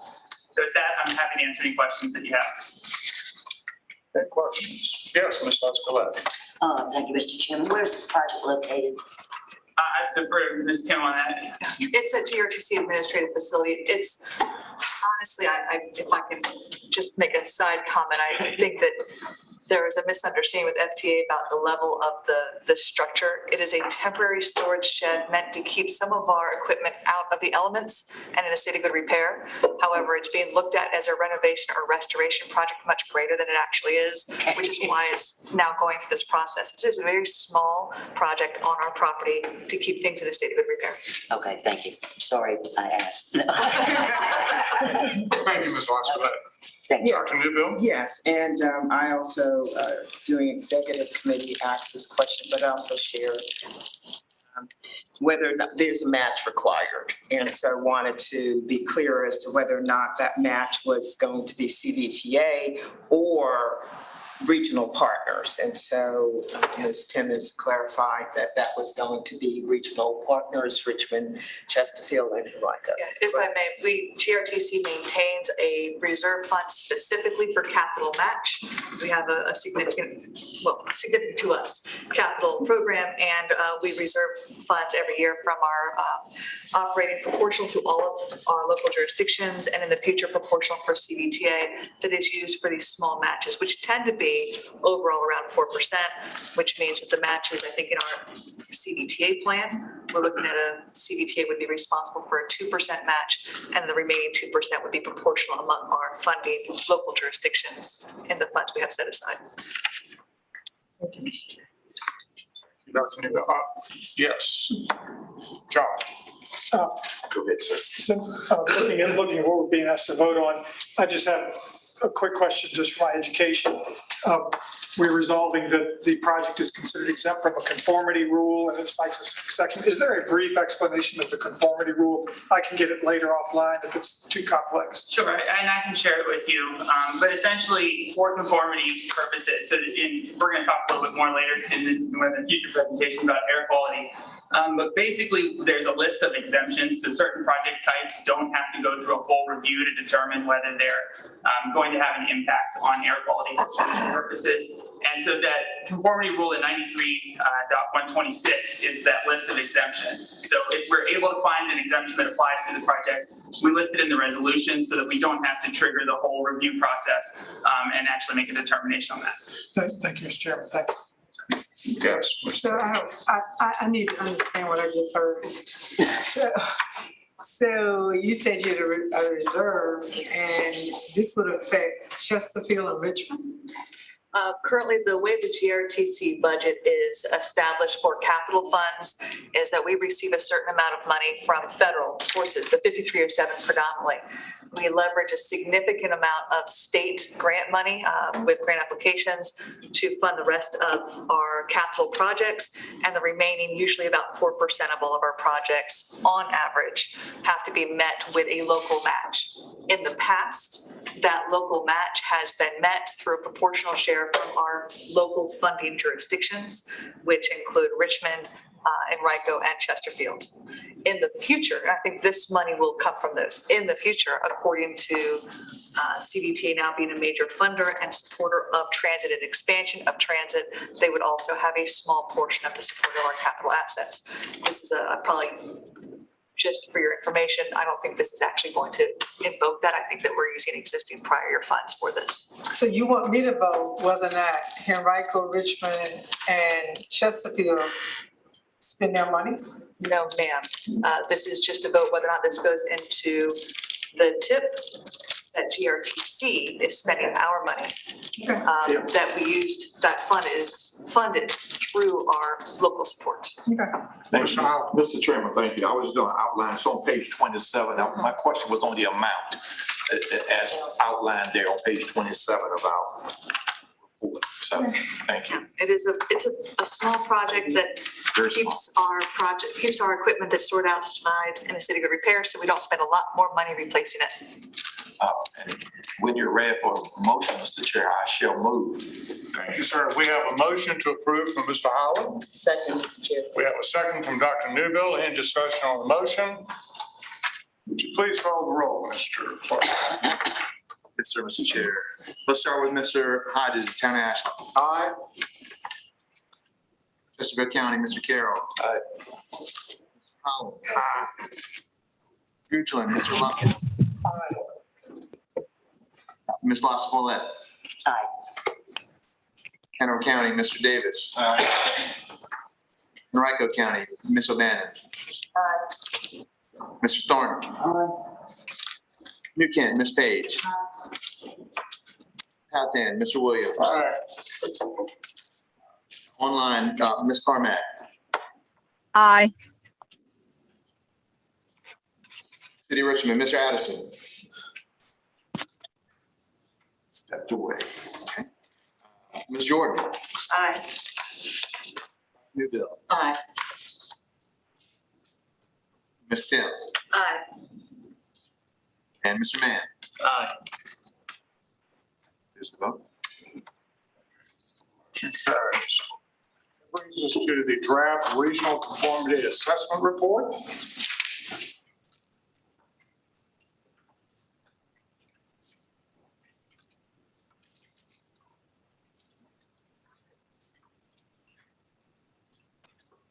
I would ask that we be succinct as possible. We're running a little bit behind, but I thought it was important that we had the deputy secretary be with us. Provide us with the information, give us an opportunity to ask questions.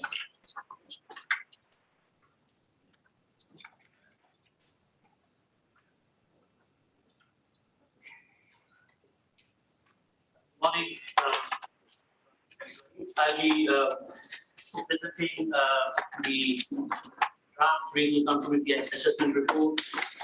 It was basically authorized by the RRTPO Policy Board for the TAC to review the document and start the public review period, and that has ended. So the action requested today is basically to approve the draft baseline conformity assessment report as presented by staff. It was included in your agenda packet. Just give you an overview of the conformity. It's basically the analysis of the demonstration compliance with the Clean Air Act of 1990. As you all know, Richmond area was non-attainment in ozone standards. And it became maintenance later on under the 1997 8-hour ozone standards. After that, we had two standards published, 2008 and 2015. Based on those standards, Richmond area is attainment for all those standards. So based on a court ruling in 2018, it requires, even though we are in attainment for all air quality purposes, we need to demonstrate conformity based on 1997 standards. So it's normally called anti-backsliding in conformity terms. So the draft regional conformity report includes project from the Richmond 8-hour ozone attainment area, which is a little bit different from the Richmond region. So it includes 6 localities, Chesterfield, Enrico, Richmond, Hanover, Ashland, and Charles City, as well as 5 localities from the Tri-Cities MPO. So the projects includes the project from the Connect RBA 2045, all the TIP projects which are currently there, as well as the projects from the Tri-Cities MPO's 2040 Long Range Transportation Plan.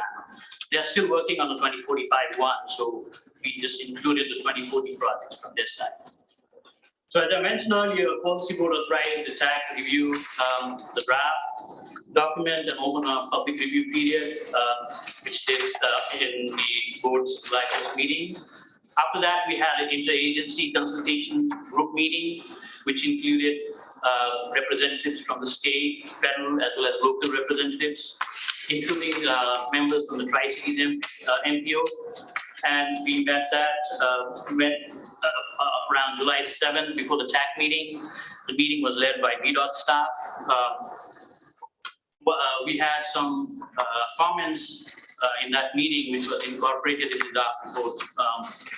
So TAC reviewed the draft report and opened the public comment period, which started from July 9th to July 24th. So the 15-day public review period was held from July 9th to July 24th. We had a website in which there was a comment form. The draft document was published. It was shared by social media and again email to interested parties. We received 6 comments. 4 of them were negative comments.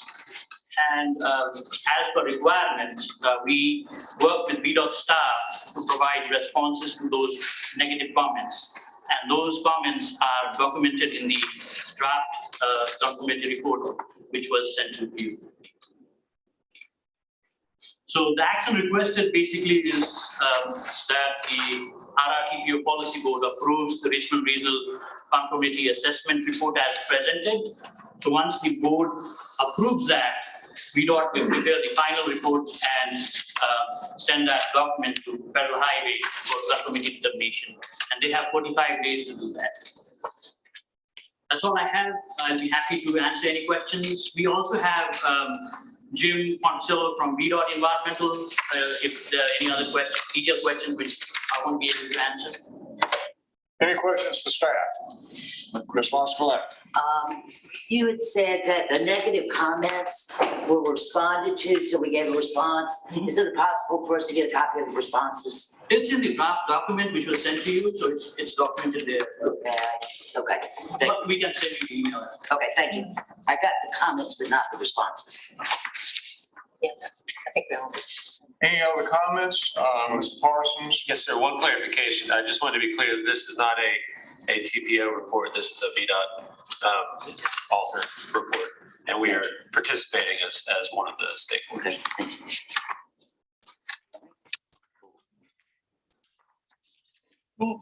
Just one question. Yes, please, Ms. O'Bannon.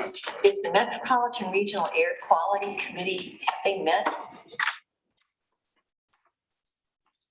Right?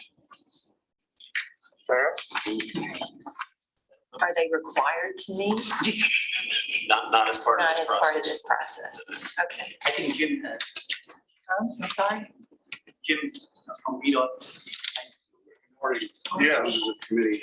The Metropolitan Washington Air Quality Committee typically only meets when the region's developing a new, like an attainment plan or maintenance plan to demonstrate compliance with federal air quality standards. Okay. The good news is this region is currently in compliance with all of EPA's air quality standards. And, you know, for that reason, that Metropolitan Washington Air Quality Committee is not met. Metropolitan Richmond, not Washington. Excuse me, yes. Metropolitan Richmond Air Quality Committee is not met in a number of years because of the good air quality in this region. Isn't it more than 10 years? We haven't met in 10 years. It has been quite some time. Okay. But again, that's due to the good air quality in this region. As you know, there's been a lot of federal control measures on motor vehicles that have reduced emissions that have contributed to clean air quality in this region. That's why we lost you. Well, just, it's one of the reasons I asked the question. I knew we hadn't because it's been a very. Are we ready for a motion? Mr. Chairman, I move that this board approve the draft air quality conformity determination report. Second. We have a motion for approval from Mr. Lumpkins, and we have a second from Mr. Kevin Curl. Any discussion on the motion? Mr. Clerk, will you call the roll? Yes, sir, Mr. Chair. Start with Lieutenant Ashland, Mr. Hodges. Aye. Chesapeake County, Mr. Carroll. Aye. Mr. Holland. Goochland, Mr. Lumpkins. Aye. Ms. Lascolette. Aye. Hanover County, Mr. Davis. Aye. Rico, Ms. O'Bannon. Aye. Mr. Thornton. Aye. New Kent, Ms. Page. Aye. Out of 10, Mr. Williams. Aye. Ms. Carmack.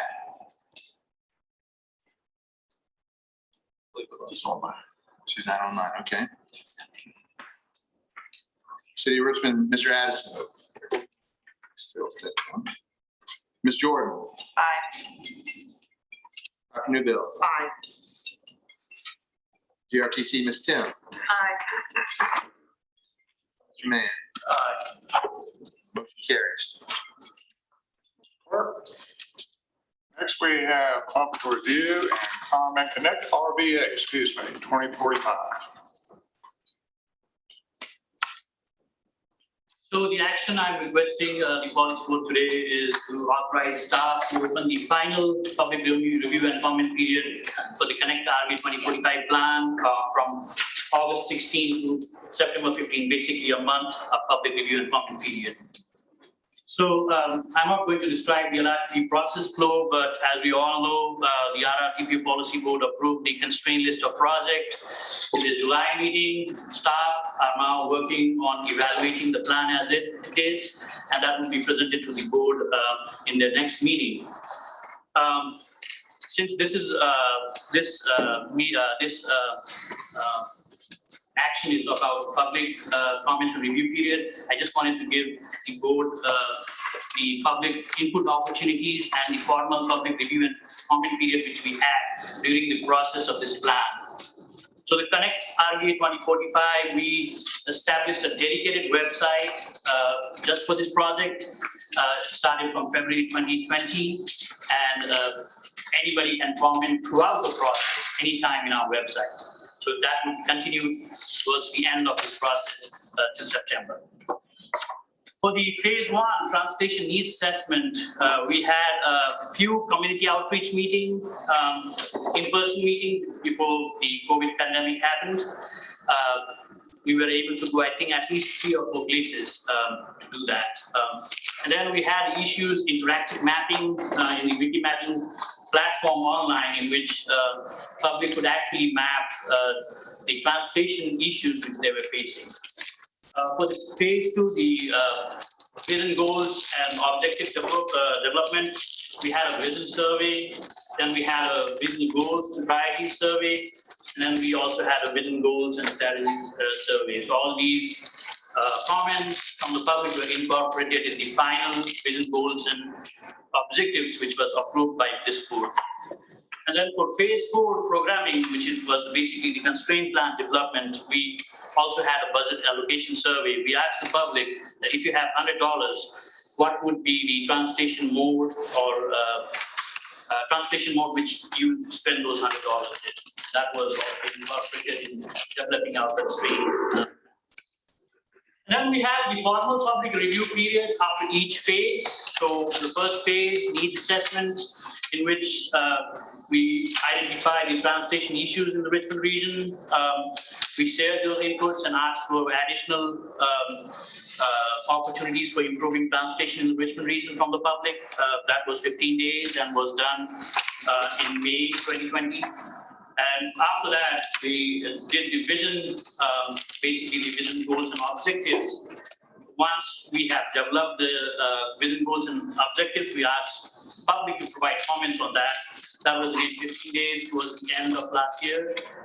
The third phase, the planning, in which we developed the universe of projects. We asked the public to evaluate the projects which we have developed. And we had 38 days of commenting period on those in this period.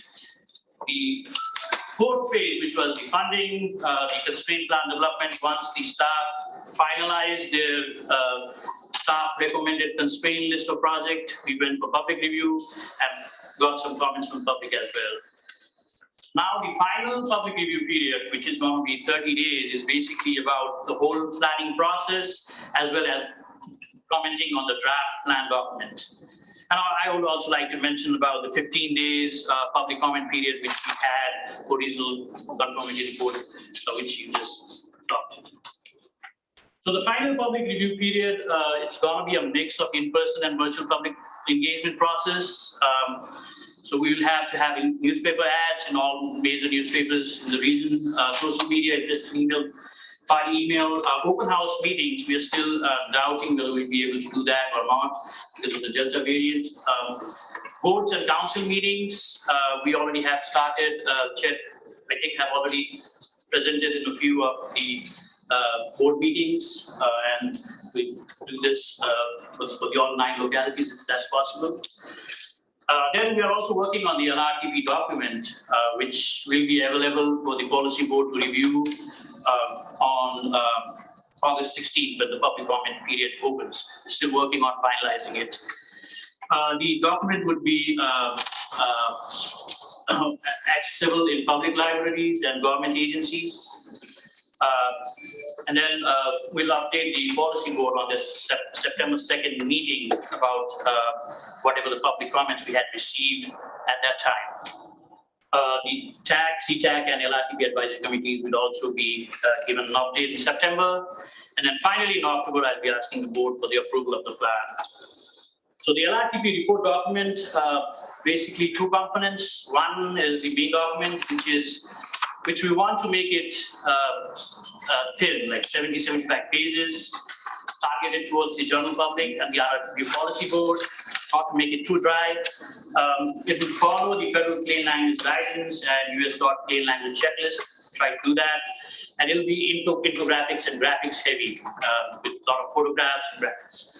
And then there is a series of technical documentation, which is basically targeted to the transportation community in the region and nationwide. So we have a series of documents, socioeconomic data report that has already been approved by the board, long-range growth forecast analysis report, the board already reviewed that, structures inventory and assessment report, the board already reviewed that. Then we are working on a few others, the local and regional transportation issues report, the project prioritization process, the constraint plan development process, and plan evaluation, as well as the public participation and outreach report. The congestion management, as well as the air quality conformity, that's already been viewed by the board. So that's all I have. The action requested is basically, I'm asking the RRTPO Policy Board to authorize staff to open the final public comment period for Connect RV 2045 from August 16th to September 15th. 2020. Mr. Chairman, I move that this board authorize the opening of the final public review period to begin August 16th for the Connect RV 2045 long-range transportation. Second. I have a motion for approval from Mr. Lumpkins. I have a second from Mr. Hodges. Any discussion on the motion? Mr. Clerk, will you call the roll, please? Chair. Ashton, Mr. Hodges. Aye. Chesterfield, Mr. Carroll. Mr. Holland. Mr. Lumpkins. Aye. Ms. LaScalette. Aye. Hanover County, Mr. Davis. Aye. Henrico County, Ms. O'Bannon. Aye. Excuse me, Mr. Thornton. Aye. New Kent, Ms. Page. Aye. Powhatan, Mr. Williams. Aye. Ms. Carmack.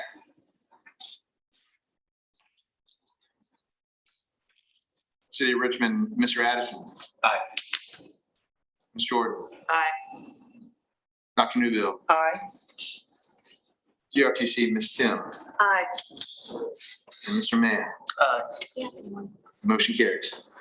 Thank you, Mr. Clerk. This moves us to our transportation agency updates. Mr. Mann. I'll be brief. Thank you, sir. CTV in the July meeting, they had workshop presentations on year-end program review, project development, project delivery, overhead signage messaging, interstate operations and enhancement program, and federal reauthorization and infrastructure. Their action meeting, they had no action items that pertain to this body. The next meeting is scheduled to be on September 14th for the workshop and September 15th for the action meeting. At this point, we're expecting that to be in person, but that may change as we move forward. Local programs workshop, VDOT's Local Assistance Division is hosting the 2021 Local Programs Workshop on October 26th to the 28th at the Norfolk Marriott Waterside. Fall Line Trail, VDOT is currently reviewing the Fall Line Trail cost estimates and budget needs as part of a request from CVTA. So we'll be presenting that, some preliminary information on Monday at the CVTA TAC meeting. And last thing I have is upcoming public hearings and citizen information meetings. VDOT has posted a willingness to hold a public meeting for the intent to abandon frontage road F272, which is adjacent to Belfast Road and Edinburgh Road in Henrico County. That's all I have, sir. Thank you, sir. Questions for Mr. Mann? Mr. Chair. Yes. Thank you. Thank you so much. Can you speak a little bit more to the Fall Line Trail comment that you had?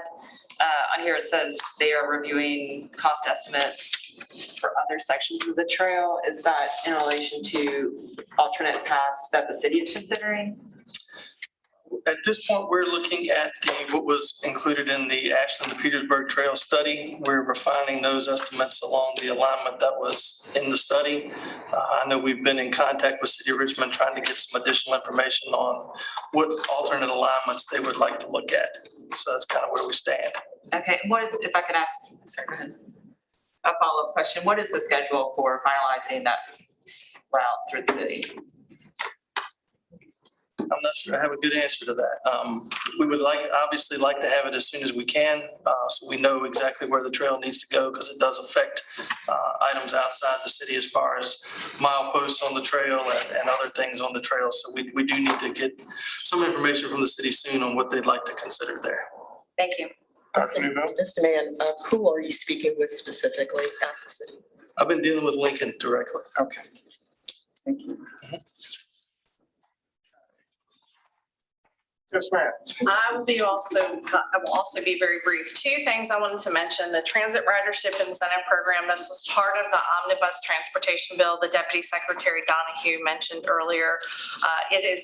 We have finally gotten that policy developed. It went to the Commonwealth Transportation Board for approval in July, and we opened a call for projects earlier this week. There are 2 opportunities for funding for this region, regional routes, so like regional commuter routes, and also zero fare, low income pilot programs.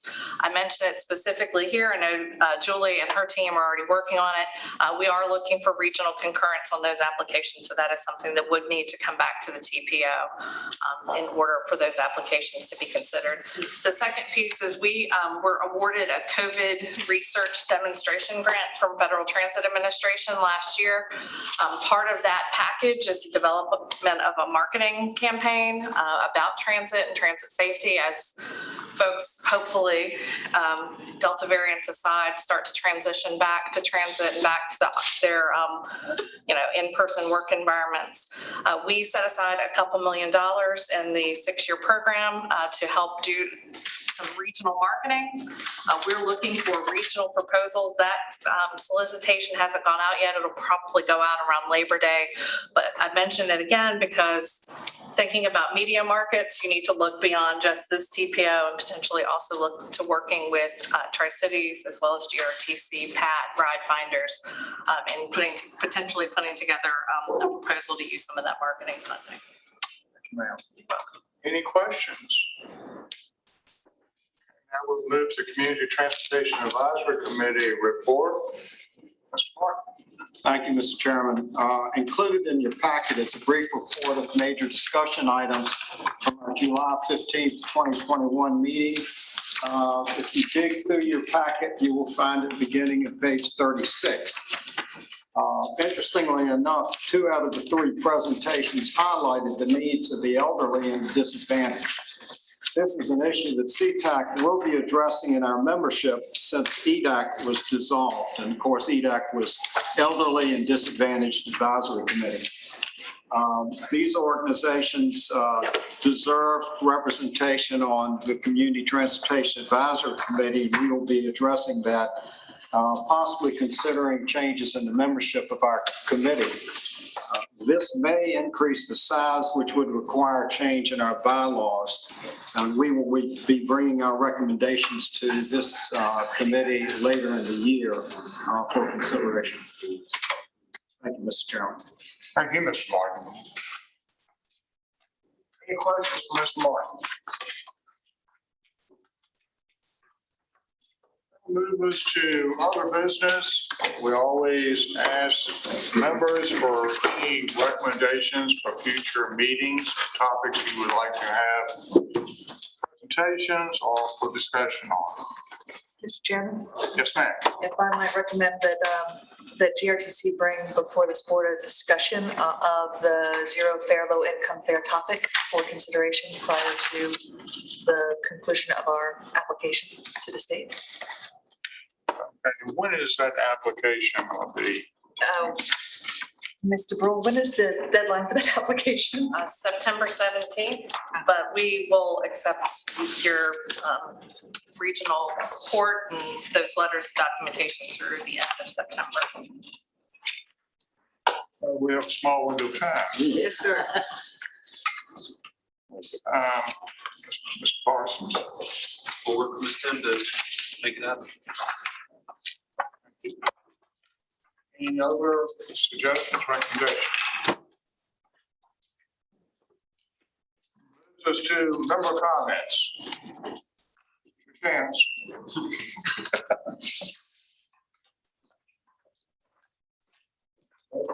I have one. I knew. What you think, sir? The invitation to come to New Camp, right? Absolutely, at any given time.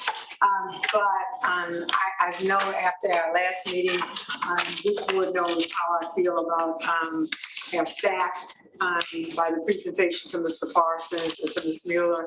And so I have to say that my congratulations, however, my tears of missing you already, but just thanking you for the outstanding job that you've done throughout your tenure here at Richmond Community Transportation Planning Organization and your work on CBTA. And you will absolutely be supported, but you will be missed. And so we thank you and we give you best wishes and God bless. Thank you, sir. Thank you, Ms. Gray. We share your comments. Any other comments? Yes, I'd like please. to speak to one thing. Yes, sir. I think a lot of great work. I talked about this at the Plan RBA board meeting last month. Ms. O'Bannon's point about the article. We got to celebrate the things we do together. And we do a lot of great work in this room and back in our jurisdictions together. And I don't think that story gets told well enough. And as we just heard, if you don't control the narrative, someone else will. So I think in this moment, outward communication is of course key. First and foremost, civic engagement, we're working really hard on doing. But I think more importantly than that is, I think we learn. We can't depend on the media to necessarily educate about what the things we are doing include. And I believe that we need to make sure we can put that out coherently before it becomes news. So create our own stories. Now I'd like to see how we could coordinate that moving forward, because the Fall Line Trail is going to be an amazing asset to this region. And it seems like no one knows exactly what it means, except for those that have been involved with when they went on site and did the visit a couple weeks ago. But let's do that together. And I want to make sure that we're on the same page, because we have to control this story, because the work we do in this room and outside of this with CBTA and other memberships that we're a part of is important.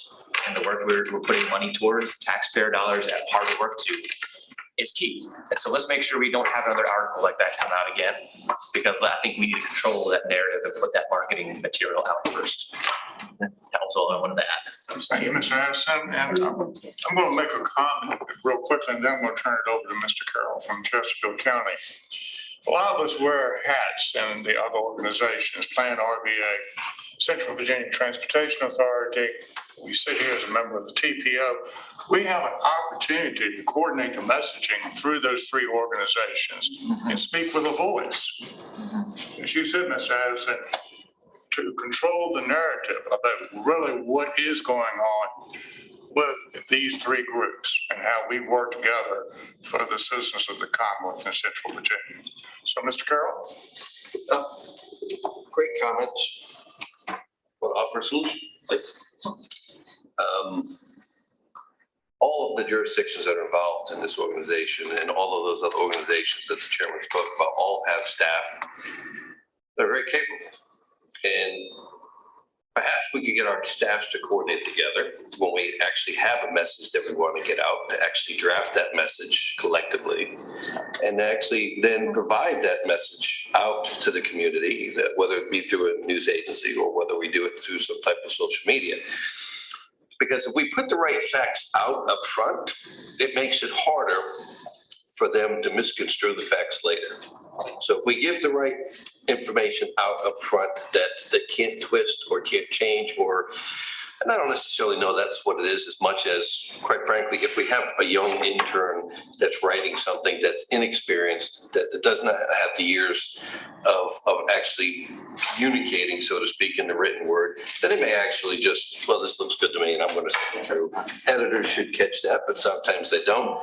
But I think if we control the message to make sure that the right information is put out up front, then we control that a little more. And then that may spur questions and clarifications from the community, which we always welcome, to answer those questions, to say if this is something that we've put out and that you have more questions, and come forward with it. But I think all of our organizations have staff. I know that we certainly have staff, and we would offer up in Chesterfield to the collective to help us.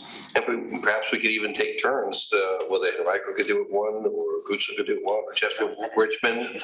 Well, we have them, and I would say that Jim and I would both say that we would offer that up as a solution to help make sure that something like that doesn't happen again. Mr. Chairman, I was about to speak right after Mr. Assen, so to ditto his comments, because I was totally in line with that completely. And my suggestion would be, and I was coming up with a solution as well, is that we do executive summaries of these decisions and votes. Executive summary, because you put too much information out, they'll get muddled. But if you have executive summaries, for example, relative to the Fall Line Trail, relative to funding from CBTA, relative to funding of GRTC, if those executive summaries can be correlated and then therefore disseminated, how we want to do it, I'll leave it up to you to come up with the best options and ways. But I think that will be an excellent way to do it as we vote and make decisions in this body and other bodies regionally. Mr. Chairman. Yes, Mr. Sorry. I'll come to you, Dr. Next. I do believe it's very important to get the message out that there has been movement in this region for transit and mobility solutions since prior to my coming here in 2019. It's the reason why I came, was because there was so much movement in that direction and so much growth. I think that there's a lack of understanding in many of the advocates of transit and bike and ped about the growth in this region of transit and mobility, and about how much this body and other bodies have done to advance good transit and good transit planning, and that just throwing money at transit is not the answer. We have to do it in a fiscally sustainable way, a responsible way as we grow, and I believe that this agency, this group is doing that, and I would like to be part of that message. Thank you. Thank you. Yeah, this is just, so I thank Mr. Addison and all who commented and talked about and passed forward with it. I think it's important in terms of getting the information out, but it's also important for us to have good information. One of the things that came up with CBTA was whether or not the state, state funds, federal funds would be, and I think to your point. Yes. And so today having Mr. Donahue be clear was really helpful. And I think you mentioned that. So I think it's absolutely imperative that, as Mr. Addison said, that we really create and frame the narrative for external consumption, but also that we are clear in sharing that information internally as well, because that was a major concern and consideration, as I heard it, relative to CBTA funds and possible reduction in receipt of others. Yes. I'd like to make a comment. From what I've heard from members, there is an unmet need here across the organizations to put out some type of coordinated messaging, or even you might call it marketing, about what we're doing as the different entities working for solving transportation problems in Central Virginia. One of the things I'm going to suggest right up front is the staff, and I'm going to ask Mr. Parsons to look at how we can use the transportation forum coming up on November 4th as a way of pushing information out and celebrating what we do, as a planning transportation organizations here in Central Virginia. So that's one of the things that we can get at. Going back to Mr. Curl's comments about using the resources like we do the HR departments when we do hiring. I've witnessed firsthand how well that works. You've got some very talented people in Chesterfield, Henrico, Hanover, and the other jurisdictions. And I'd like to see us use that talent. I'm glad Mr. Curl brought that up. And exactly how we do that, it seems like to me we need some type of plan. I don't know what it is, what it looks like, because it involves multiple things.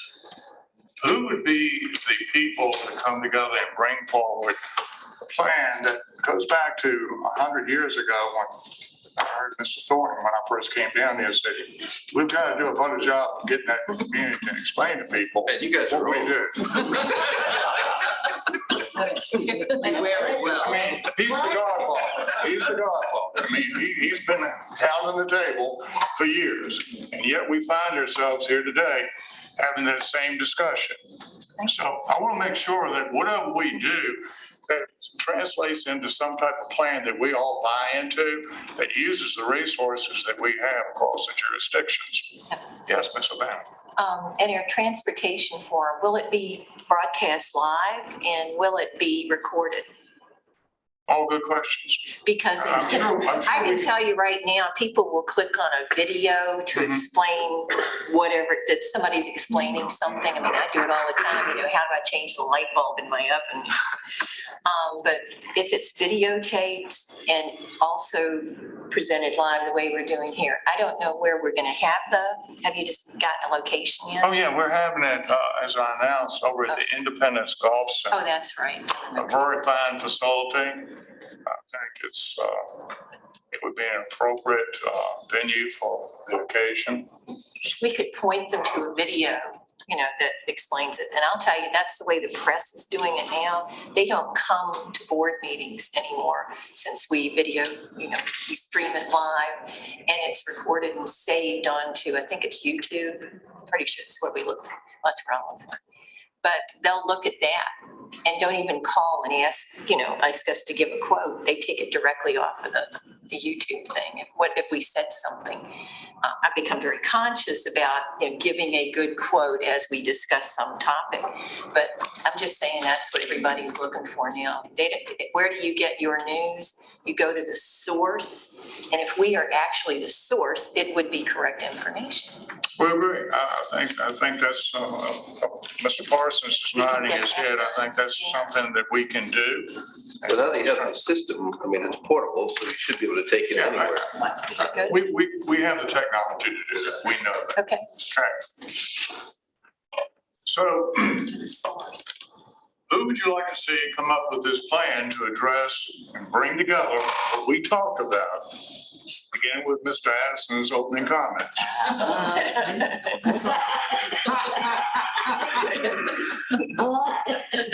I think that should be a topic of discussion for our next meeting.